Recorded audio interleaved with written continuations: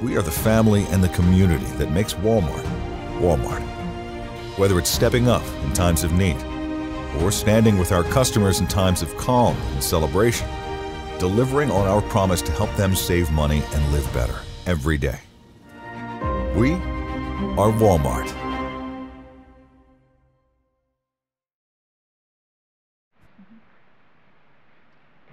Hi everyone, I'm Emily Ramshaw. I'm the editor-in-chief of the Texas Tribune. I'm so thrilled to have all of you here for the 8th Annual Texas Tribune Festival.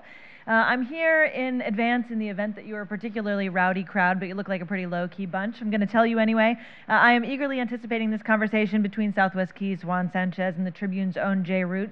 I just want to remind you that the festival is a forum for civil discussions on sometimes difficult topics, and that we expect members of our audience to be respectful of opinions that differ from their own, either during the moderated conversation or during the Q&A afterward. And if you can't be, I'm more than happy to hang out with you in the lobby myself. So thank you all for being here, and Jay, you can take it away. Okay, well, my name is Jay Root. I'm an investigative reporter at the Texas Tribune. Delighted to welcome you here to the 8th Annual Texas Tribune Festival and this one-on-one with Juan Sanchez, CEO of Southwest Key. It's going to last for an hour. I am going to open it up for questions at the end. We'll have 15 minutes, I hope, for questions. Please silence your phones. For those who want to tweet, the hashtag is TribFest18, and you can follow me on Twitter, by the way, @ByJRoot. Allow me to introduce my distinguished guest. Juan Sanchez has one of the best up-from-the-bootstrap story I've ever heard. He grew up in a tough neighborhood in Brownsville, Texas. His father died when he was 14. In fact, just in the green room right now, Juan, you were telling me about this harrowing experience that you had when your father died, and he died while he was driving you to work. And Juan had to help the family by shining shoes, selling newspapers, and also working as a migrant farm worker. He was the first in his family to go both to high school and college. He went on to become one of the first Hispanics ever to get a doctorate from Harvard University. And the reason that we're here today is that in 1987, Dr. Sanchez started Southwest Key programs. I think it was called Texas Key, in a basement with 5 employees. Today, it has more than 1,000 times as many. My last count was 5,000. I think it's more than that now. And it's the largest provider of shelter for migrant children in the U.S.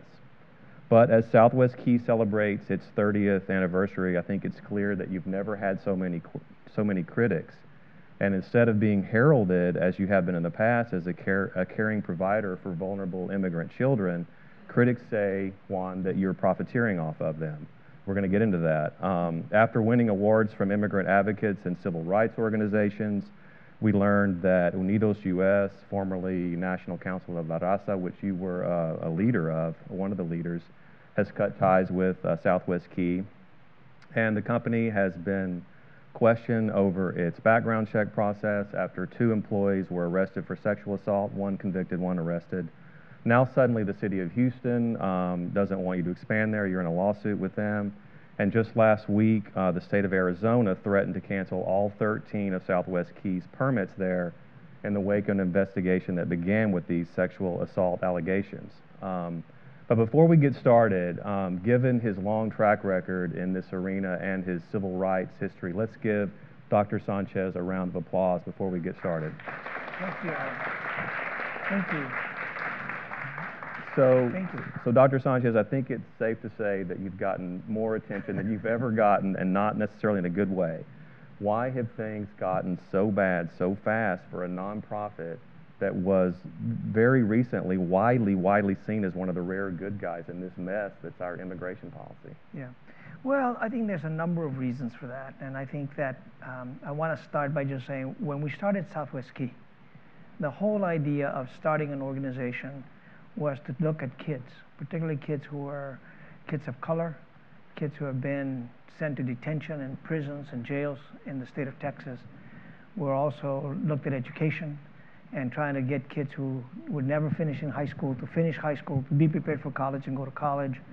And we got involved in unaccompanied minor work, which was taking all these kids that were coming from this country, from Central America primarily, although they come from other parts of the world as well.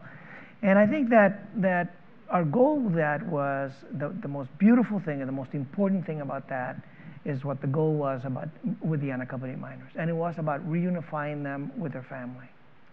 And so that's how we started. We started as one company serving 21 kids in San Antonio with 5 staff people. We've now grown to having almost 8,000 people. 8,000 employees now. 8,000 employees? Employees, almost. We're a couple of hundred short I'm of that. 3,000 short there in my intro. Something like that. So, but we also have a lot of kids now, more kids that we serve. And so I think that part of what started all this was when there was this policy on separation of children from their families, which was a terrible policy, a very inhumane policy. But the idea was to take these parents who were coming with kids, separating the kids, and putting the children in a residential facility like ours, and putting parents in a detention center. And I think that was what opened up this whole conversation about who you are and what you do. And so I think that that's what started it. I think that I can address some of the individual things you mentioned because there's a number of them and there's a number of explanations to that. But I don't want to just hog it up in my introduction, so I'll let you kind of ask them one at a time and we can deal with them one at a time. I appreciate that. Well, tell me what your population is, because I got your 2017 report, but that's already outdated, and I think there were 5,000 employees at that time. So have you just been hiring like crazy in the last few months? And what has your population gone? Is it the highest it's ever been, and what is it? Yes, we have a little over 5,000 unaccompanied minors that we work with. Now we also have a charter school, and we originated 2 other additional charter schools that we've just started, one in Corpus Christi and one in Brownsville. And then we continue to do a lot of juvenile justice work. So when you combine all of the work that we do, then that's how we've gotten to so many employees. But the majority of it has been with the unaccompanied minors. And we just continue to we're having workshops and job fairs every week, still trying to hire some people because we still need a couple more hundred more people. So I listened to your interview on Latino USA, and at one point you compared the Trump administration's approach to Latinos to the way the Nazis treated the Jews during World War II, before that, leading up to that. And I wonder if you wish now, given all the heat you've taken over this, the bad PR that's resulted from all of this, if you wish you had simply said, you know what, we're not going to take kids who have been separated, because at some point you become complicit in this policy, do you not? Yeah.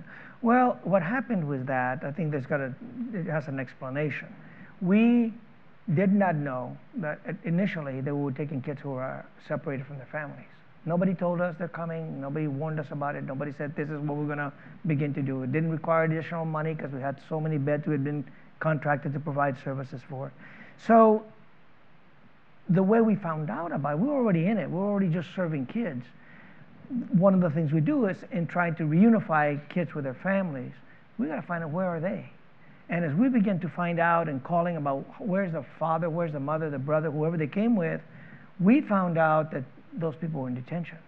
So then we drew the conclusion, these are kids who are being separated from their families. It wasn't like it was an option or a choice that you had in the very beginning. Or in the end, right? I mean, we had to make a decision. And the decision for us was, do we continue to do what we've always done, which is take care of kids, and we do it well, or do we not? But if we didn't take them, then what happens to those kids? They were either going to stay in a detention facility, which is where they were going to put in a tent city, or they were going to be assigned to somebody else that maybe did private prisons or whoever. But there was no options for these kids. And we struggled with it. We struggled with it in a very difficult way, trying to determine, do we take these kids or not? We already had them. And so our conclusion was, we're going to take these kids. That's what we do. That's what we've been doing for way over 20 years.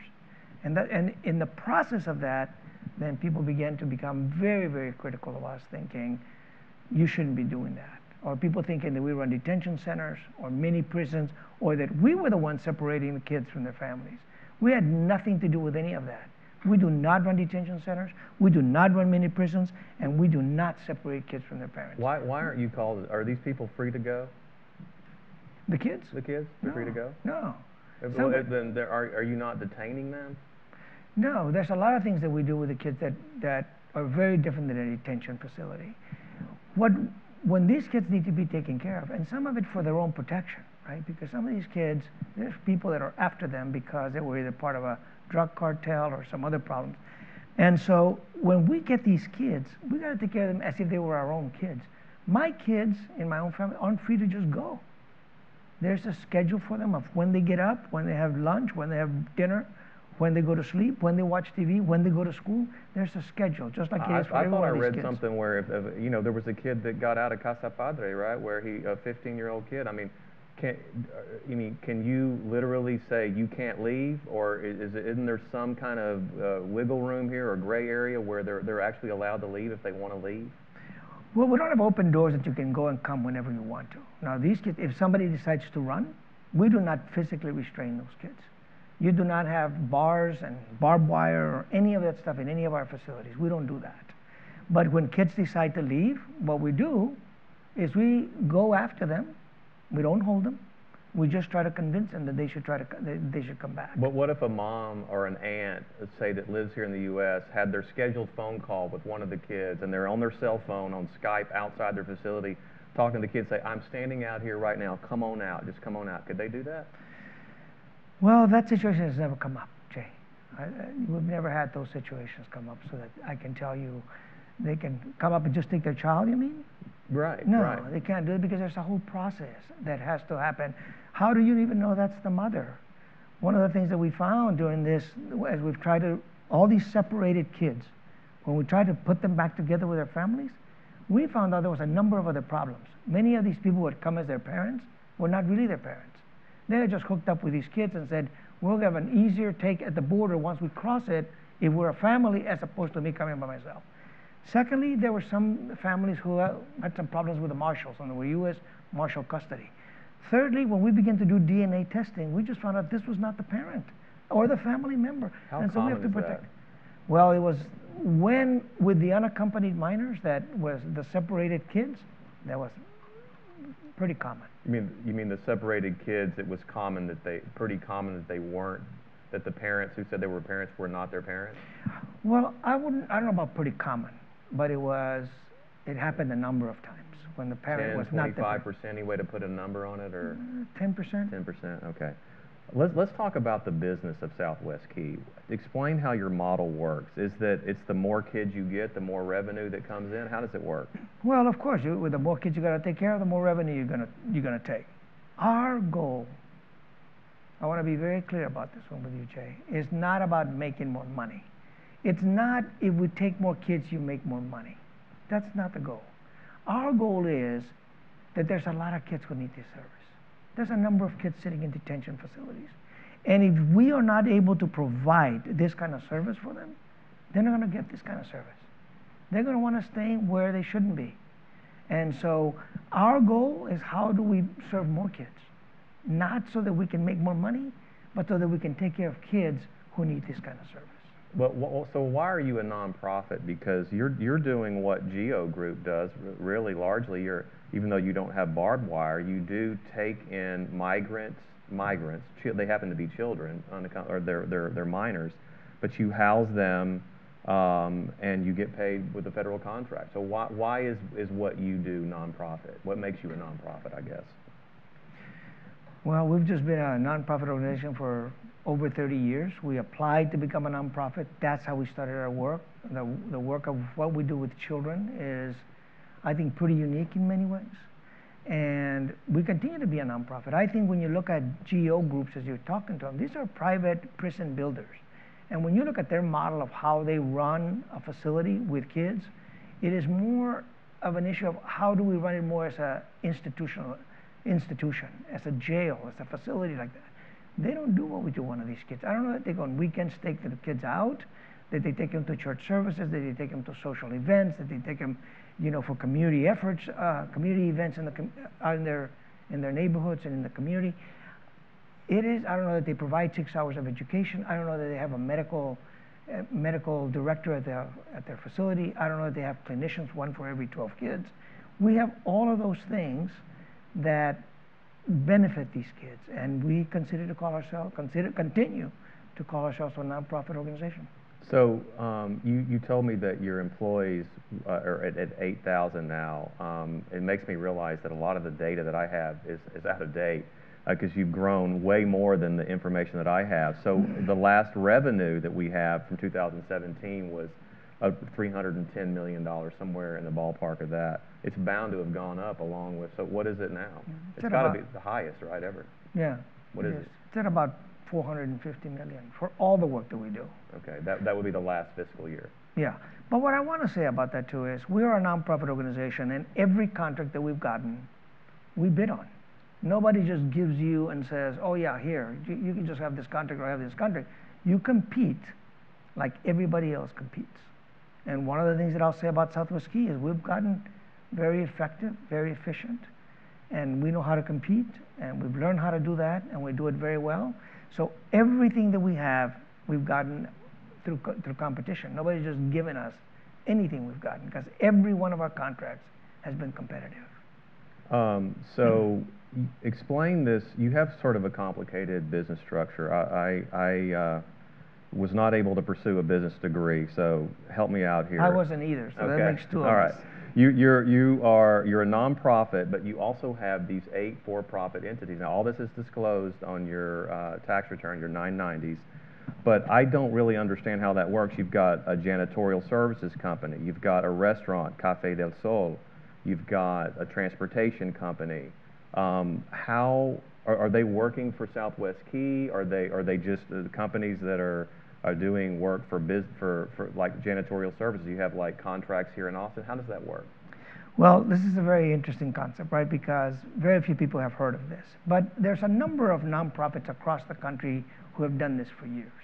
They are a nonprofit company, and some of them have numerous for-profit companies. Now, the owner of the for-profit companies is the nonprofit.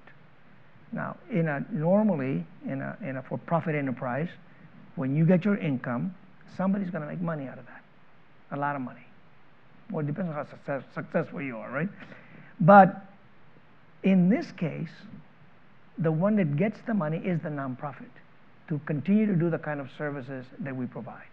Now, you are out of date. We don't have 8 businesses. We only have like 4.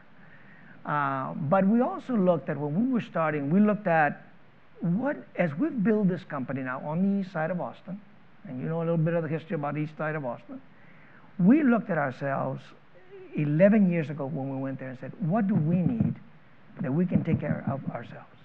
Because we could have hired somebody to clean our building and to do our maintenance. We could have hired somebody else to run the cafe. We could have hired somebody else to do rehabilitation of our buildings. But we decided we've got a choice. Do we ourselves develop this business enterprise and hire people from this community? Or do we just contract somebody else to do it? And we chose to have our own social enterprises, our own business enterprises, with the understanding that whatever profit is made, then people get paid, people have their benefits. But the profit of that goes to Southwest Key, so we continue to do the Southwest Key work, which is about taking care of kids. So there's been a lot made of your 2016 salary. Hopefully we can get into some more current figures, but of $1.5 million. But you just talked about these other Southwest Key enterprises, these for-profit entities, which you are listed, according to the Secretary of State's records, as being a manager, director, or whatever. My question is, do you have any kind of stake in those companies? Are you getting paid from those companies too? No. Okay, so you don't have any ownership, any kind of, Well, we have ownership. That we do have. Who does? Southwest Key does. Southwest Key does, yeah, Right. of course. But you personally, because again, let's talk about the context here. The context here is you had this whistleblower guy, Anton Davidson, I think is his name, something like that. He was a guy in one of your workers in Arizona. He kept saying, follow the money, follow the money. So that's what I want to do. I want to follow the money here. Sure. I want to make sure that, because I saw, for example, there are LLCs that own There's a property in Cameron County that's owned by an LLC. There's a property in Montgomery County, Texas, that's owned by an LLC. Not our LLC. You don't have, ours. you don't have any financial stake in any LLCs or anything like that that Southwest Key is doing business with, or leases from, or anything like that. Okay. No. So the idea then that you are profiteering from this, talk about that. Does that offend you, or how do you feel about that? Because that's what people are saying. Yeah, well, it doesn't offend me. I think that when you look at the money that we've been able to raise, I've been with this company for 30 years. And when we started out, we had nothing. There were no benefits, there were no health insurance, there was nothing for like the first 10 years of our operation. No 401ks, no benefits for Southwest Key. Over time, as our company has become more successful, our board has chosen to say, we're going to pay you some money, and not only we're going to pay you some money, we're going to give you some benefits. When you look at that 1.5 million, that is not my salary. My salary is about half of that. The rest of it happens to be benefits that the board has put together, but it all has to be put together for me for retirement purposes. But when you look at it, and you report out on it, it all gets reported out if it's all income to you now, right? But I have no problems with what I make. I think that if you looked at other companies and how much their CEOs make, you will find that some of it is above and beyond mine, but nobody's ever come and asked them. And I do believe, Jay, I'll tell you this, that there are two effects here. One is the size. When the people look at the size of Southwest Key, they wondered, how could a Latino have come up and build a company that big? There must be something wrong. There must be something wrong. And secondly, the fact that you make that much money, even though there are more people who do the same kind of work that I do, who make more money than I do, people cannot understand conceptually how a Latino could make that much money. So we've never seen it. You think it's racism, basically? Well, I don't know about racism. I'm thinking it's people's ability to comprehend and understand sometimes that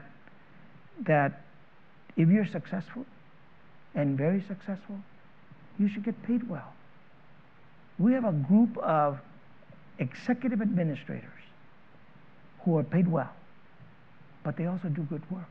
We would not be the second largest nonprofit in Central Texas if we didn't have a good group of qualified individuals who are committed to the work that we do, who have learned how to do this work, and who make this organization successful.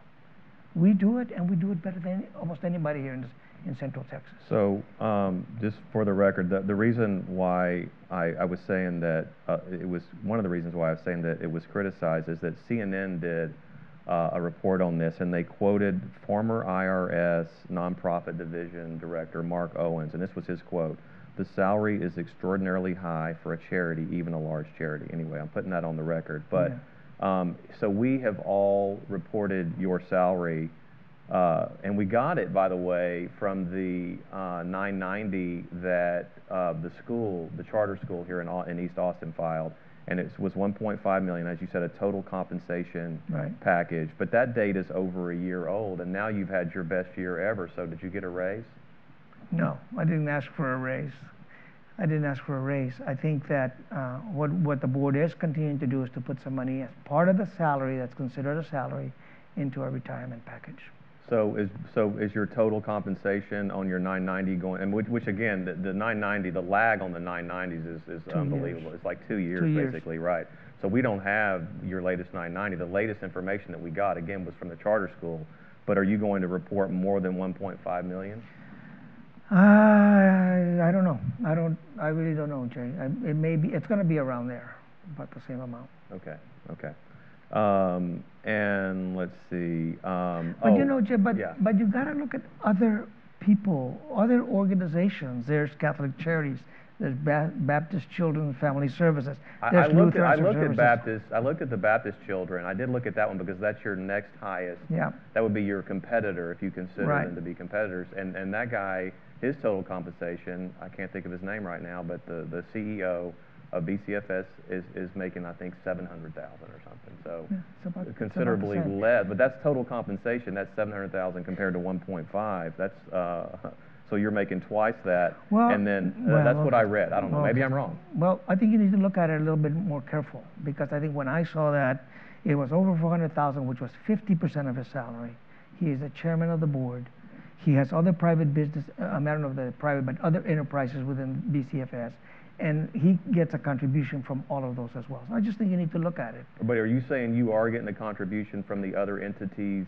No. You're not. No. But you're saying he is. Yeah. He is, and you're not. Yeah, because when you look Okay. at the 990, and again, this might have been 2016 or maybe earlier than that. It was at 400,000, which was, it's set to the side of it, it's 50% of his salary. So if you doubled that, that alone would be way over 800,000. It was about 440,000 each for half the amount. So I just think you should look at it and look at others. I think you need to look at others, because I am being put out there as this guy who makes this much money, and you shouldn't. There's a lot of things we spend a lot of money on for people who are hurting other people. And when people that are doing good work and changing people's lives, people should also be rewarded for that.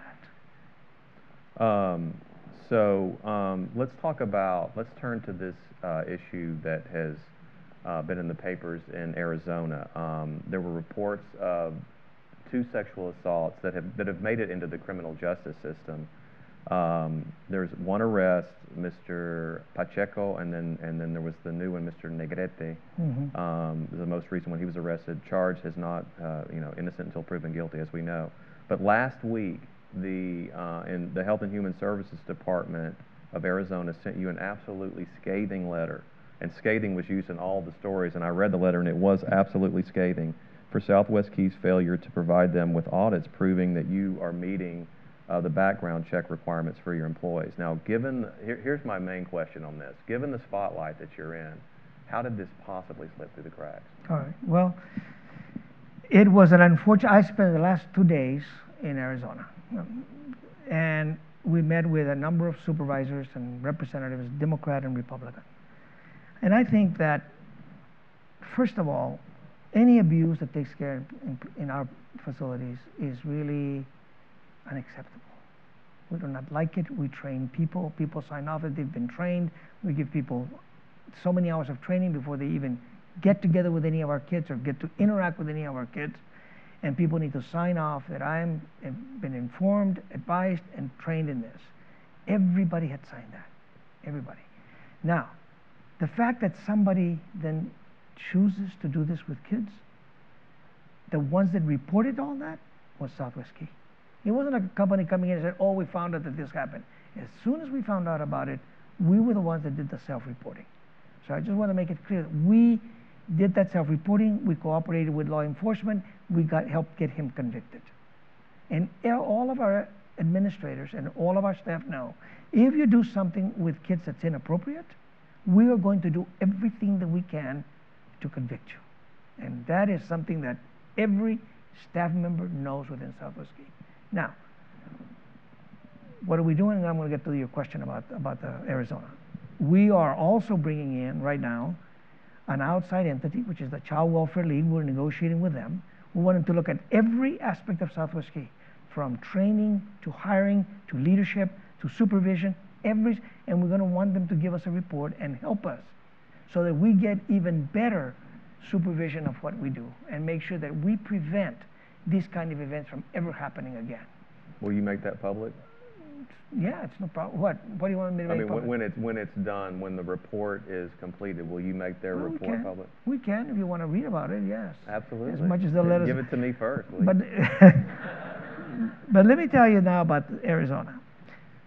2 weeks before this scathing letter, we got a letter from the Arizona Department of Health and Human Services, which said, we license 28,000 facilities in Arizona. Of the 28,000, here's our poster child. The ones that do the best job. Now, you didn't read that letter because you guys don't ever do that stuff. The ones that do the best job, I'll show it to you. Okay. The one that do the best work in the state of Arizona is Southwest Key. And then they came and did unannounced visits to every one of our facilities. And the only thing they found was that we didn't have doors in the dormitories. And we didn't have them for supervision purposes. But they wanted us to put doors, we put doors. Now, 2 weeks later, we get this scathing letter, as you call it. What happened is there was a meeting between the licensing division and our executive staff, and they wanted fingerprints on all of our staff. And our staff, as soon as that happened, did the fingerprints, had them all ready 2 days after it was done, but they never sent it. They didn't send it. It was a major mistake, but they did not send the report. Your mistake. It was our mistake. Yes, we have made mistakes, and we do make mistakes. And that's why, because of all the political stuff that's surrounding Arizona, I think that the director felt, I need to take this position about how you are flippant, was one of the words that you used, and you don't care as much about licensing as you do about funding. We went, we apologized to them, we met with their attorneys, we met with their assistant directors, we met with everybody that we could. And we're in the process that on October 9th, and you can get that report if you want it as well, on October 9th, we're supposed to have a settlement conference. And I believe that when that happens, everything is going to be resolved. Because they like what we do. And this has gotten caught up in the political arena. Okay, but on these sexual assaults in Arizona, we've got one employee convicted, as I said, and yes. Another one arrested recently, Mr. Negrete. But the articles that we've seen in ProPublica and also in Texas Monthly reference police reports and call logs that seem to detail far more instances of impropriety. My question is, what's the scope of this? I mean, how many cases are you looking at? How many are under investigation internally? Sexual abuse cases, there have been 4 in the last 15 years. That's what it is. Now, we are required, because we self-report everything. I was just telling you about self-reporting, and that everything that has come out, we have self-reported it. Nobody came and found out about it. So every incident that takes place in our facility, whether it's kids fighting, we call the police, whether it's a kid attacking a staff, or whether any incident of any kind, we report it. As a result of that, then we've had a number of law enforcement visits, because we just are required to self-report everything that we do. So how many law enforcement visits then recently in the last, I don't know, several months? I'd have to see. I couldn't tell you right off the top of my head. Dozens? I don't know. I don't think, no, it's not dozens. A dozen? 2? 2, okay. I mean, I don't know, Jay, is what I'm telling you. Let me ask you about Ernesto Padron, because he was a former Border Patrol agent who became a case manager, and according to Texas Monthly, maybe they got this wrong, I don't know, but Texas Monthly said you didn't self-report that one. And that was in Cameron County. That we did what with him? Casa Padre. Yeah, but what did we do with him? He was hired as a case manager, even though he had been arrested. Now, he had not been charged because the Cameron County DA's office apparently let the statute of limitations pass because they're so backlogged. But the Texas Monthly reporter Googled this guy, and it came up at the top of the Google search. So, I mean, just if somebody had done a Google search. But you ended up firing this guy, but you didn't self-report, according to Texas Monthly, that Mr. Padron had been wrongfully hired. Well, what happened is we didn't know, because we did background checks, and nothing came out about him. Nothing. So, yeah, we did hire him. But what happened is one of our staff members recognized him and said, I recognize this guy, and I think he was involved, and he told us what it was. Immediately, we terminated that guy. Immediately. But you didn't self-report? We didn't know. As soon as we found out, we self-reported, but we didn't know, because there was no, I don't know if there was no conviction, and so there was nothing in his background check, but we checked all of that, Jay. But you're saying you did self-report it once you fired him? Yes. Okay. The Texas Monthly says you did not, but... Well, let me ask you this. That makes me wonder, I mean, how good is your background check process if a Google search can turn this up? And, you know, maybe this is an issue that all care providers come across, but if a Google search can turn this up, what kind of background check system do you have? Is it off-the-shelf technology? Is it a state program? Do you have access to FBI background checks, NCIS, APHIS, all of that stuff? Yeah, I mean, there's a couple of agencies that we work with, and one is It's called TimeWise, I believe. TimeWise is one company that we use, and we use a couple of other companies that to do all the background checks. But these are private companies that you're hiring. It's not some federal or state program or portal or something that. Because I mean, the FBI. My understanding. They go through the FBI checks. They do the FBI. They go through the FBI checks. They yes, do FBI exactly. checks. So this guy Padron was missed in an FBI check? I don't know how it happened, but he wasn't on there. Because when we checked, it didn't show that he had anything in his background. It sounds like the FBI needs to get their house in order on background checks, because this guy was arrested for felony child pornography. He was never charged. I mean, never convicted. Never charged, never convicted. So if you don't do that, then it doesn't show up anywhere. Now, people like you can come back and be very critical to us about that, but we did everything we could to make sure we did a background check on him. Do you feel like you're dedicating the resources necessary to background checks? Yeah. We make sure, we have just, when I was in Arizona, one of the things we talked about is we're trying to automize this so that everything becomes, if we could use the website, use the computer as a way to be able to tell us about people's background. Because the other problem you have, if you're working for us and you commit an offense on a Saturday, you got the whole weekend and the rest of you're not going to come and tell us. It's going to take us, by the time somebody lets us know, it's going to take us 4 to 6 weeks before somebody comes and tells us this guy got into whatever. We're trying now to work with an automated system that would tell us immediately if something you did on Saturday or Sunday or whenever you did it, it reports it to us immediately rather than us have to wait weeks before we find out whether you did that or not. Okay, I just want to remind the audience that we are going to be moving to questions here from the audience. We've got about 8 minutes or so before we start doing that. So get your questions ready. We do have microphones, so be ready. So I went to Honduras recently. I was telling you about this, and I was visiting with the family of a little girl named Haley. We're just using her first name.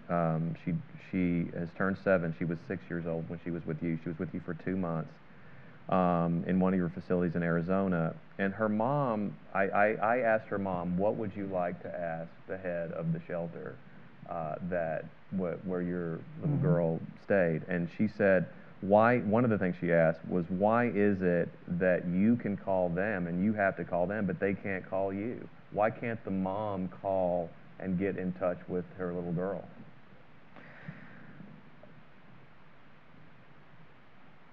I don't know. Because I don't know. I just didn't know. I thought that if somebody called in for a child, that we could get them to them. So I'd have to find out, Jay. I thought we could do that.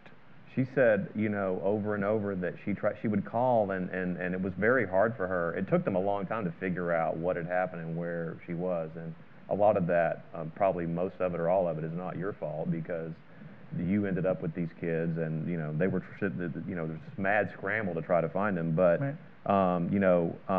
The other thing was we do require all of our kids to make weekly calls to their parents. So we did, if we had an information of where she could call, she was able to call on a weekly basis, at least twice a week. Right. So the way they did it was they had an aunt in California who did 1 call a week, and then they had the mother who called from again, you called them one time a week. Right. And my question is, I read somewhere in the guidelines, I think that's you have to give them 2 calls a week. I think that's correct. Yeah. Under your contract. Right. Could you give them at your discretion more? And we do it. Oh, we do it all the time. Oh yeah. When the kids need it, and many of them do, then they can call 3 or 4 times. Yeah. Let me ask you this: How many separated kids? I believe, if I read the status report correctly from Judge Sabraw in California, that there's about 400 kids that remain separated to this day. How many of them do you have? We have a little under 200. So you have half of them, basically, about. How many are there? About 400, I believe. That's my understanding. About 200. And we've been trying to reunify them. The complications are some of them are with the U.S. Marshal, some of them were not really their parents, some of them the parents have left, and the kids have not, they're still here. And some parents have said, I want my child to stay there. I don't want my child coming back to this country. How many have told you that? I find that shocking. I know. We did too. We did too. How does that conversation go down? Well, it happens with these kids that were separated, right? And I think what happened is they were coming together, they got separated, and then I think the parents had to make a decision about what's safer and better for my child. To bring him back into this country where there's no education, no employment opportunities, gang violence, etc., or do I keep him somewhere else for his own good? How many would you say of the 200 or so have said we just want to leave him there? I don't know. I couldn't give you a number. Would it's not half? It'd be way less than half. No, way less than half. 10%, 15%? Well, let's say 10%. I mean, Okay. it's a wild guess, but that's Okay. what it is. Okay. So again, in about 5 minutes, we're going to be taking questions. So get them ready. Another one of the things that, and again, this is about what goes on in your shelters. This mother that I was talking to, Claudia, was telling me, hey, I've got these WhatsApp messages, and she showed them to me where she was communicating with the social worker in Arizona, and they would just go unanswered, including at the moment that little Haley was being moved to Port Isabel to be reunited with her father, and she never got any kind of communication. Is there something that bars you from keeping these parents in the loop on what's happening? No. Why I'm surprised. I don't know. This is brand new stuff for me, Jay. I don't know why. I don't know if it was the case manager or the lead clinician or who was communicating with her, but that shouldn't have happened. So let me ask you about the average length of stay, because that's something that we're hearing more and more about. Is the average length of stay going up at Southwest Key, and could you quantify that in any way? It's gone up. It's gone up to, used to be at 32 days or so, and now it's at about 50 days. 50 days. I think that, and part of the reason is there's new requirements now within the agency. It used to be at the latter part of President Obama's time, he had gotten rid of a lot of the best protective services for kids. For example, if I was going to reunify a child with you, I needed to go and make sure that I got your fingerprints, and we did a background check on you and made sure that the child was going to be safe with you. Obama got rid of all of that. He eliminated. Now it's back online, and not only is it the parent that has to be fingerprinted, but every person who lives in that household where the child is going to come, all of them have to be fingerprinted. So that's one of the things that's making time longer for our kids to be there. The other thing that happens with that is that at the same time, people are very afraid of going out and being fingerprinted and being identified. So when you look at the politics of all that, you wind up in a situation where it's just taking us longer to be able to reunite these kids with their families. Was that a bad thing, do you think, that Obama did to drop those requirements? Yes, I do. I think it was child protective best practices was to be able to do the background checks on whoever it is they're going to be communicating with the child. I do. I want to ask you about the confusion, again, that you talked about. When did you first learn? Do you remember when you first learned about the zero tolerance policy? Well, I learned about it when I read about it in the newspapers, right? And that was pretty public, and that was what was happening. What I did not realize is just when we were getting those kids that were being separated.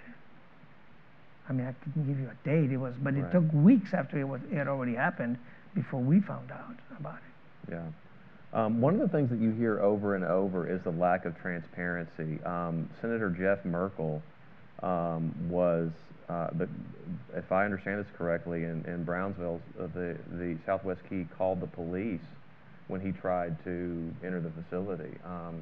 And then I heard the same thing. I saw on a public radio program a city councilman in Arizona saying, you know, we can't get in, we can't. Why? There seems to be a really lack of transparency. Okay. What would you Well, say let me about tell you that? about the Merkley first, right? Merkley Yeah. had called the Office of Refugee Resettlement on Friday afternoon and was told he couldn't go in.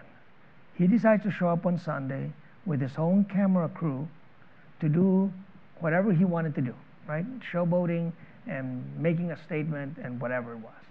So he had no business going. Now, nobody knew who he was, and he wouldn't leave the property, and so our staff called the police, said, we gotta make sure we know who this guy is. But in other places, everybody that's going to our facilities has to get permission from the Office of Refugee Resettlement. Everyone. And everybody knows that. And every time somebody, if you want to go, we'll submit your name, and it's the Office of Refugee Resettlement that says yes or no. So the fact, to some people they say yes, and to some people they say no. What their criteria is, Jay, for doing this, I have no idea. You know? Okay, y'all want to start lining Let up? me Go ahead. I've got one more question. and I want to make a statement. Yes, absolutely. Go ahead. Well, I want to take your question first. Okay, you do. Okay. I guess the question is, the Trump administration is talking about actually locking up families together, detaining families together. What is that? That would really slow down your business considerably, right? Because you wouldn't be getting a lot of these kids. No, it wouldn't. It wouldn't slow down our business. Because what he's talking about is taking families and putting them in a family detention center is what it is. And they've got 2 of them right now. And there are 3 of them. 2 in Texas and 1 in Philadelphia. Pennsylvania. Right. And that's families. What he wants to get rid of is this 20-day rule that says under the Flores settlement that a child cannot spend more than 20 days in a detention facility. That's when you're a family and you've got children, then that applies to you. So the question is now what do you do? Because you don't want to be separating those kids again from their family. So for us, and it leads into the comment that I want to make before, so I might as well just make it. Okay, go ahead. For us, the majority of the kids we serve, and right now, outside of the almost 200 we had that were originally separated, are unaccompanied minors who come to this country by themselves. And I want to make that very clear because even the question you're asking me now isn't clear in your mind. I think we're still thinking all these separated kids. What I want to make sure is clear is that what we have done for the last 20 so years when we started working with unaccompanied minors is work with unaccompanied minors. And what is never told, what is never of interest, is what have you done with these kids? The hundreds of thousands of kids that we have reunited with their families. Nobody wants to know that. Nobody asks you about that. In the last 13 months, we reunited 15,739 kids. The most powerful thing, the most powerful and the most wonderful thing we do is reunify children with their families. That's what we were set up to do. Have we failed? Yes. Have we made bad mistakes? Yes. Will we continue to fail at some point in the future? Yes. But what we can't get away from is how many kids you reunite every day. We reunite between 25 and 100 kids every day. Nobody wants to know that. Nobody cares how successful you've been. Nobody cares that you have reunited hundreds of thousands of kids. That is never part of a story. But part of the story is whether there's sex abuse, did somebody not report this, how much money are you making? Those things will always come back. I answer those questions all the time. But nobody ever asks me, how many kids have you reunified? Nobody ever asks me, how many thousands of kids have you kept out of jail and prisons and detention centers? And there have been thousands of those kids. And nobody asks us, all your kids that graduated from high school, how many went to college? How many got accepted to college? Nobody wants to know that. In your line of questions, none of those questions are there because people do not care about the wonderful things we do, but very quickly jump on the things we don't do or when we've made a mistake. I'm glad you pointed that out, and there is a huge difference between unaccompanied minors who, as you pointed out, show up at the border without their parents, alone, and then you take them in and then you, as you said, have gone on to reunite them. So I thank you for clearing that up. We're going to take the first question right over here. Hi, my name is Dalia Lugo. I'm a community leader in Houston resident. I have to say, it really disturbs me to actually sit there and actually listen to you kind of compensate and excuse yourself for what you're saying to people. What's your question, though? Let's go questions. I should have pointed out I don't want sermons or speeches, please. What's your question? Well, I'm not serving. I'm just saying. I know, but I want to know what your question is. I'm please. just saying, yeah, I'm one of those people who are fighting your facilities in Houston. And no. What's your question? It's not going to happen. I want it in the state. Well, my question is, how can you sleep at night knowing that you are gaining money off the backs and slavery of children? That's what I want to know. Okay, thank you. Well, the only thing I will tell you, ma'am, I think one of the things we've had is a number of people that feel like you do, who have no interest in sitting down with us and trying to understand what we do, and listening to what we do, and telling us why they're so upset with us. I mean, if we did not have this work for these kids, who would be taking care of them?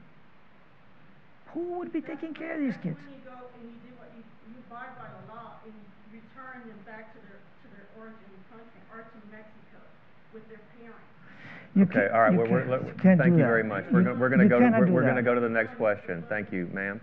Thank you for being here. I think it's an important discussion that we're having. Thank you. I'm a pediatrician. My name is Kim.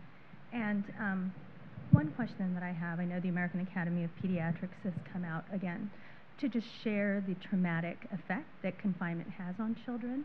And I've never been able to get a direct answer to what medical and mental health services are being provided for children within Southwest Keys that addresses the re-traumatization of children who have already been so traumatized. Thank you. You want me to tell you, or you just making a statement? Yeah.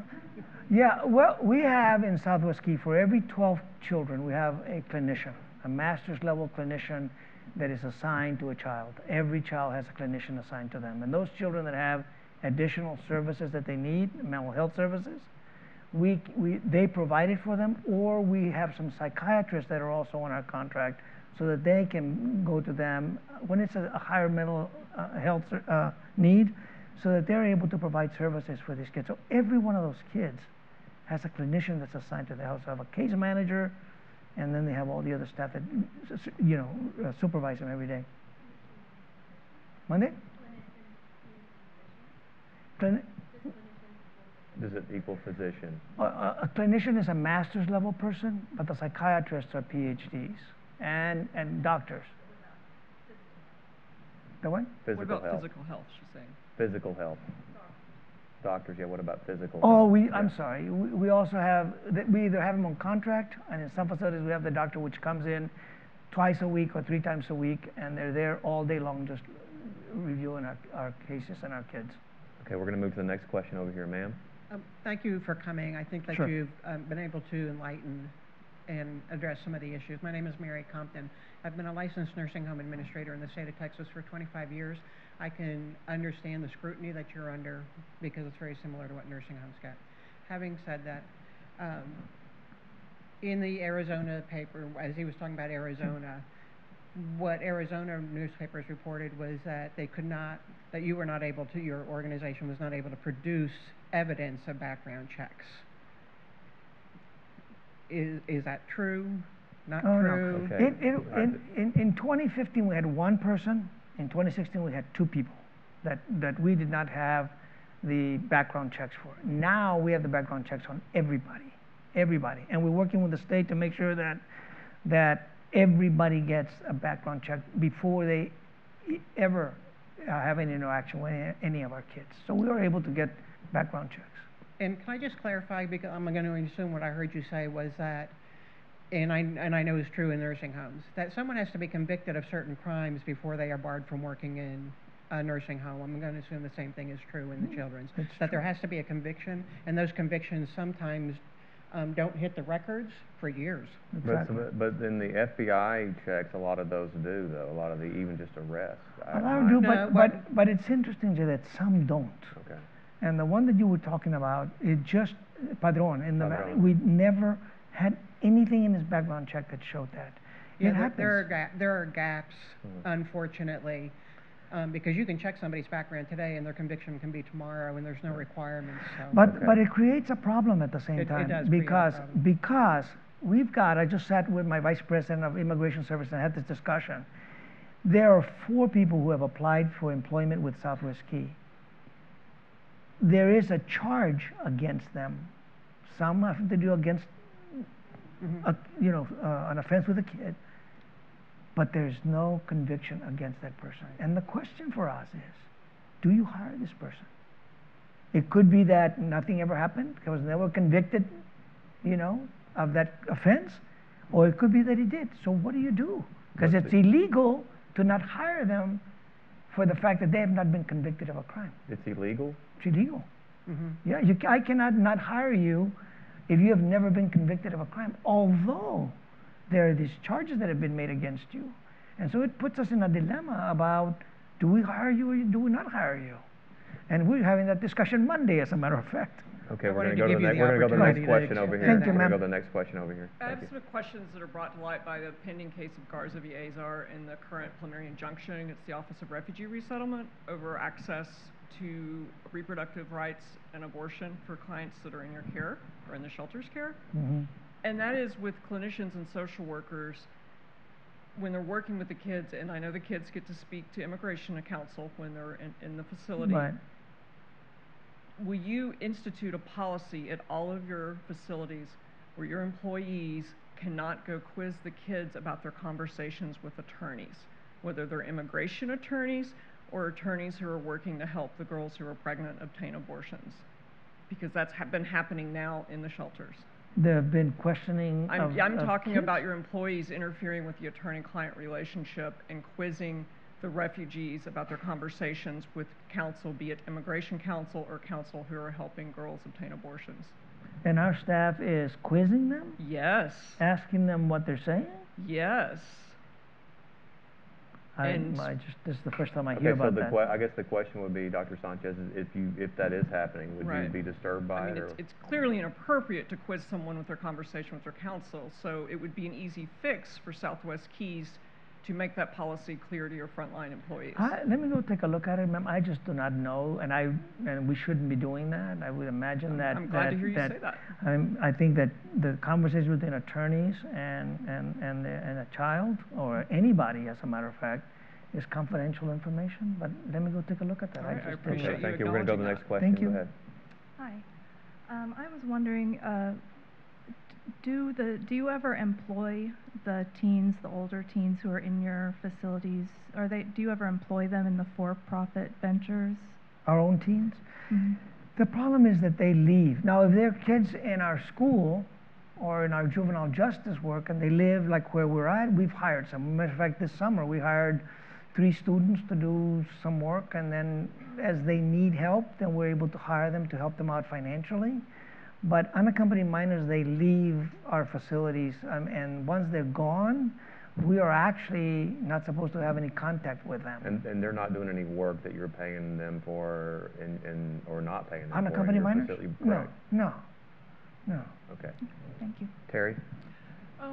You've been in the shelter business, the detention business for a long time now, and I've followed your work since sort of the surge of 2014 in the unaccompanied minors.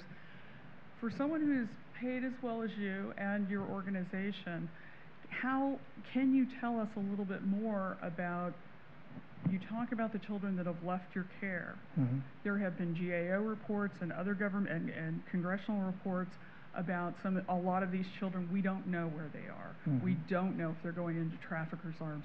The background check of the people that are coming to pick them up has never been great. And I'm wondering if you can talk a little bit about what is your process. It sounds like you're deferring so much to the federal government that you don't have sort of an internal, you're going with whatever they're telling you instead of establishing sort of a baseline, a better than government check for someone who's in a nonprofit situation. And I'm wondering if you can talk about that. Do you have any idea how many have gone into trafficking? Do you hear about that? And also, can you start putting on your site some of these great statistics that you talk about that are the untold story? I think that's been a process for reporters trying to reach you Yep. to get more information. We are putting out more information. We're also doing an economic report that we're going to put together that talks about the economic impact that we're having in different cities where we're at. We're also, but let me. The children are, I mean, Yeah. 2014 we have hundreds of thousands of kids now Yeah. that not even the federal government knows where they are. Do you know where No. or how many of them went to trafficking? No, our problem is that we are told very clearly that once the child leaves your facility, you're just to leave them alone. You're not to have contact with them anymore. Right, but you Right. also have, you're supposed to be keeping all this kind of information on backgrounding who you're leaving them to. Right. We And can you have no statistics on like how many are going to a parent or a friend of a parent or where they're, or a zip code or anything. You know, I don't have it, but I think our staff has it, and I'd have to get it from them. I don't know. I'd have to find out, man, and then, you know, if there's a place where I can send you information, I would be glad to follow up with you. Huh? Yeah, I've Okay. got a number. Yeah, yeah, She I'll be used to glad work to at do the that. Texas Tribune. Okay. Unfortunately, I'm sorry to leave questioners at the mic here, but we have to wrap it up now. We are out of time. I want to thank Dr. Sanchez, and I also, allow me to just get one little comment in, is that I realize that, you know, I grilled you a little bit here, but you're right, I didn't ask about the positive story, but allow me to submit that these are the questions that people have. And I think it helps you, I think it helps Southwest Key, and I think it helps the American public to know what the answers are. And I think you did a great job, and I want everybody to give him a round of applause, because Thank you, guys. So thank you very Jay. much. Thank you. Thank you all very much. Thank you all very much. Thank you.